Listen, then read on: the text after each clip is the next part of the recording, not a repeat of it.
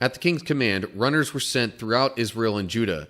They carried letters that said, O people of Israel, return to the Lord, the God of Abraham, Isaac, and Israel, so that he will return to the few of us who have survived the conquest of the Assyrian kings. Do not be like your ancestors and relatives who abandoned the Lord, the God of their ancestors, and became an object of derision, as you yourselves can see. Do not be stubborn as they were, but submit yourselves to the Lord. Come to his temple, which he has set apart as holy forever. Worship the Lord your God, so that his fierce anger will turn away from you. So Judah's the only remaining kingdom of God's people. Therefore, there's not really any risk of hostility against another king ruling over Israel, because there was no other kingdom. Previous kings of Israel weren't so fond of that idea, because it was like, no, if they go down there to the temple and worship that god, then they might want to stay down there, and we don't want that. So we're going to have our own places of worship up here. Well, those didn't exist as of King Hezekiah, because again, conquered by Assyria. What's up, cool people? My name's Matt. Welcome back to our Bible study. Okay, we've made it to 2 Chronicles chapter 30 now. So, last chapter, Hezekiah started his time as king of Judah, and seemingly completely undid the efforts of Ahaz before him, maybe even kind of some efforts, intentional or unintentional, of some prior kings before him, as far as, putting the temple to use, or at least opening it up for its intended use, which was, of course, worshiping God, especially by way of offerings and things like that. Priests and Levites all purified themselves, got all the bad stuff out of the temple. The doors got fixed.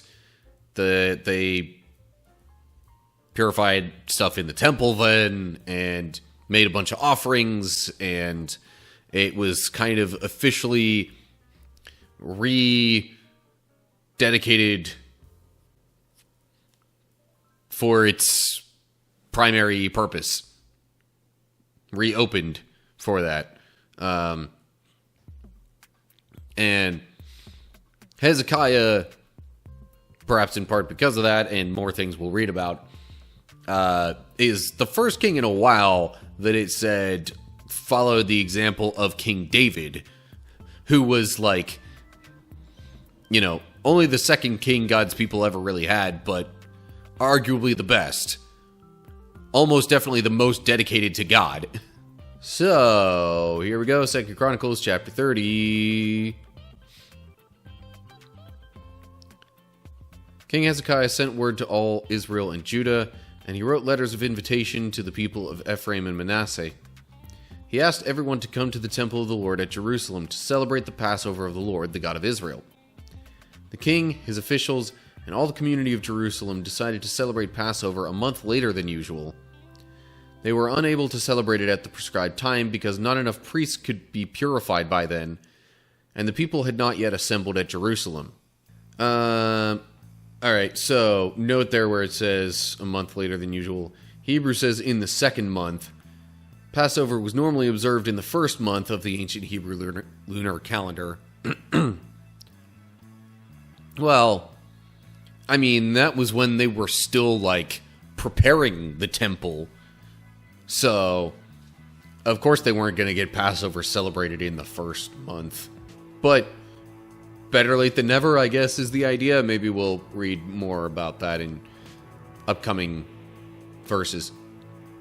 So Hezekiah is even inviting other tribes that were in the other separated kingdom to come join them for the Passover. Not much follow-up on that yet, but again, maybe we'll see how that goes as we continue through the chapter. We'll see what comes of that in verse 4 here, starting in verse 4 anyway. This plan for keeping the Passover seemed right to the king and all the people. So they sent a proclamation throughout all Israel, from Beersheba in the south to Dan in the north, inviting everyone to come to Jerusalem to celebrate the Passover of the Lord, the God of Israel. The people had not been celebrating it in great numbers as required in the law. At the king's command, runners were sent throughout Israel and Judah. They carried letters that said, O people of Israel, return to the Lord, the God of Abraham, Isaac, and Israel, so that he will return to the few of us who have survived the conquest of the Assyrian kings. Do not be like your ancestors and relatives who abandoned the Lord, the God of their ancestors, and became an object of derision, as you yourselves can see. Do not be stubborn as they were, but submit yourselves to the Lord. Come to his temple, which he has set apart as holy forever. Worship the Lord your God, so that his fierce anger will turn away from you. For if you return to the Lord, your relatives and your children will be treated mercifully by their captors, and they will be able to return to this land. For the Lord your God is gracious and merciful. If you return to him, he will not continue to turn his face from you. So, they're going to have the Passover a little bit late, but in order to kind of officially invite people outside of Judah that were still, God's people, descended from Jacob, they literally sent messengers out to tell them and invite them. And it seems at this point, based on what's in here, talking about the conquest of the Assyrian kings, it seems that I'll call it the northern tribe of Israel, the one that was not Judah and Benjamin, had been conquered by Assyria. So Judah's the only remaining kingdom of God's people. Therefore, there's not really any risk of hostility against another king ruling over Israel, because there was no other kingdom. Previous kings of Israel weren't so fond of that idea, because it was like, no, if they go down there to the temple and, worship that god, then they might want to stay down there, and we don't want that. So we're going to have our own places of worship up here. Well, those didn't exist as of King Hezekiah, because, again, conquered by Assyria. Note there where it says Israel, it's referring to Jacob, but like the fact that he was named Israel by God. Basically, Israel, the person, not the kingdom or the ancestral group. And basically the encouragement is, hey, if you all worship God with us, God is merciful. You can still be okay in God's eyes if you turn to him, even after all this stuff that your ancestors have done. All right, so invitations are going out for the Passover celebration feast thing. And we continue in verse 10. The runners went from town to town throughout Ephraim and Manasseh, and as far as the territory of Zebulun. But most of the people just laughed at the runners and made fun of them. However, some people from Asher, Manasseh, and Zebulun humbled themselves and went to Jerusalem. At the same time, God's hand was on the people in the land of Judah, giving them all one heart to obey the orders of the king and his officials, who were following the word of the Lord. So a huge crowd assembled at Jerusalem in mid-spring to celebrate the festival of unleavened bread. They set to work and removed the pagan altars from Jerusalem. They took away all the incense altars and threw them into the Kidron Valley. It seems like, relative to the efforts of the runners, they didn't get a great return. Probably because most of the people from the other tribes had stopped worshiping God so long that it seemed like a ridiculous notion at this point. It was like, shoot, to some of them it might have even been like, who even is this God that you're talking about? We haven't worshipped any God like that in centuries. But some still took the message to heart and went to the Passover. Now it says a huge crowd assembled at Jerusalem in mid-spring. Hebrew says in the second month, which, based on the Hebrew lunar calendar, usually occurs within the months of April and May, which, I mean, makes sense. The thing in the first month said, the mention of the first month was last chapter. But I think it said that was like March or April. So, makes sense. The second month would be April or May. But yeah, I guess in part because of this invitation, there was a large crowd in Jerusalem. Now it says to celebrate the festival of unleavened bread.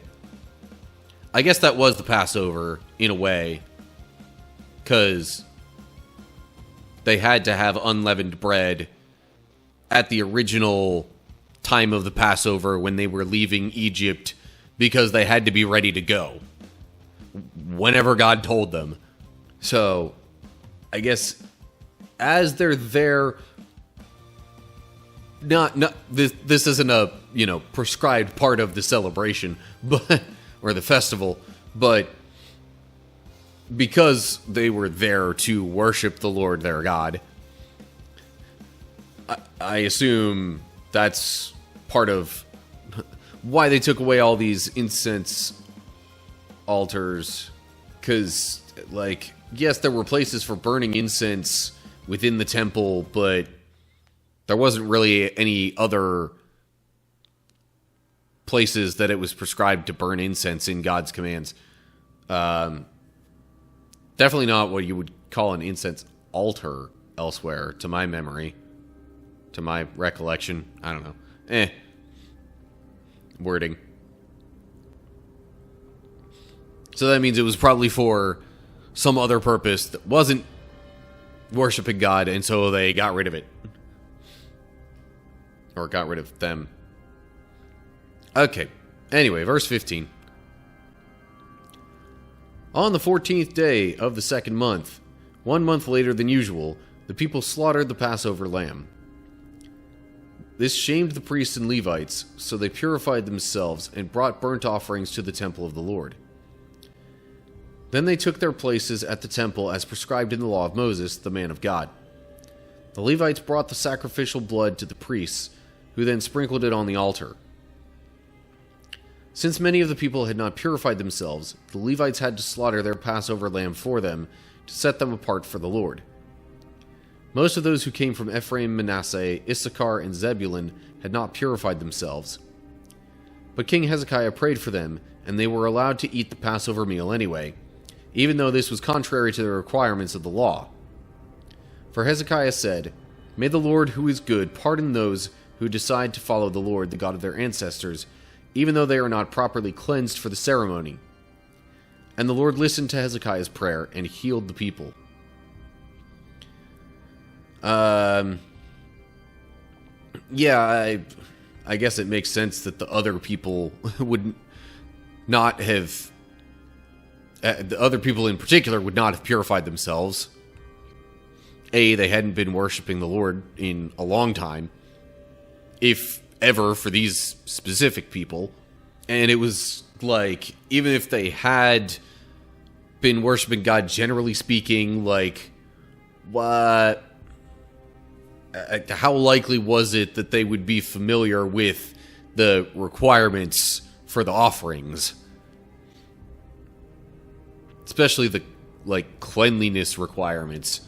Now, I find it interesting where people slaughtered the Passover lamb, and it says, this shamed the priests and Levites. Now, either they were shamed because they were supposed to do it themselves, or they were shamed because that wasn't how it was supposed to be done, and it was against, what was prescribed in the law. And so their shame was just a general shame for the people as a whole. But despite all of these things not being quite how they were supposed to,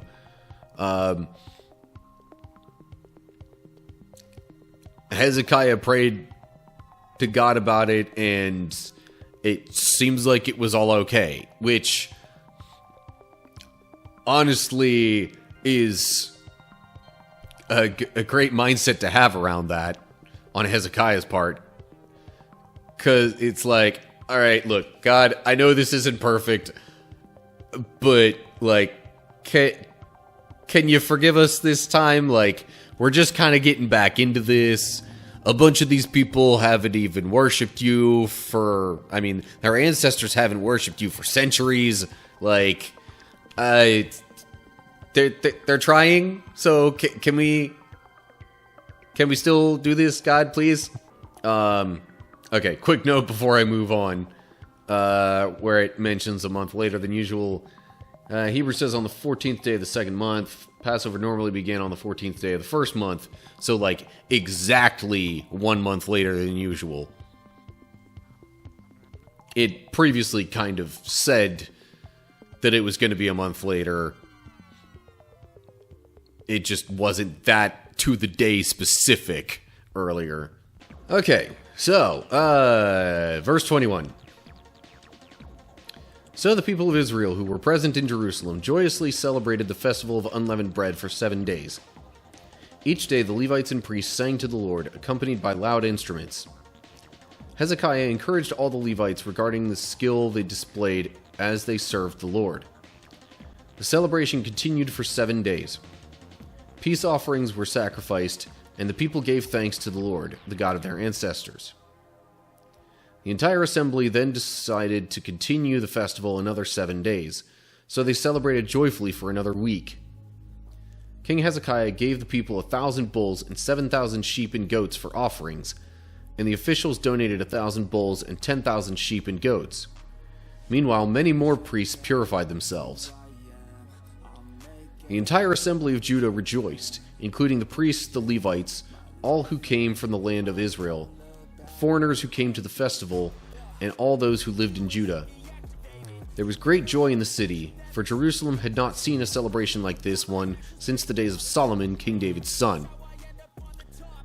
Then the priests and Levites stood and blessed the people, and God heard their prayer from his holy dwelling in heaven. So, it says Jerusalem had not seen a celebration like this since the days of Solomon, because after Solomon, the kingdom split. There were not people from this many different tribes of Israel coming together between Solomon and this point here. So, it was apparently such a joyous occasion that the people kept it going another week after the typical celebration. And in order to help keep it going, Hezekiah himself and his officials pretty much just donate their own animals for more offerings. Sorry, note there at loud instruments, just so I don't forget it. Or sang to the Lord with all their strength, rather than being accompanied by loud instruments. Interesting. But still, point is, singing, praising, joyous occasion, happy day, many offerings, many people, all having a good time, and dedicating themselves to worshiping God. And that is how we leave things off in 2 Chronicles chapter 30. Okay, so I stated at the end of the video on chapter 29 that Hezekiah might be the best king that they've had since Solomon. Whether or not you agree with that, it seems that this is the best Passover festival, at least since King Solomon. So, so far, good stuff all around with Hezekiah in charge. And I assume, since it didn't mention his death yet, we will continue reading about Hezekiah in the following chapter, parentheses S. I don't know offhand how many more chapters will be about Hezekiah. But anyway, as always, like and share if you enjoyed the video and want others to see it. Subscribe to the channel and click the bell to get updates when I post new videos. Look down in the description for links to social media pages, Discord server, supporter page, all the ways to engage and interact down there. And of course, down below the description, feel free to leave your thoughts and questions in the comment section. So that's it for now. Hope you're all doing well. Hopefully I'll see you soon for another video. But whatever the case is, till next time, stay cool, people.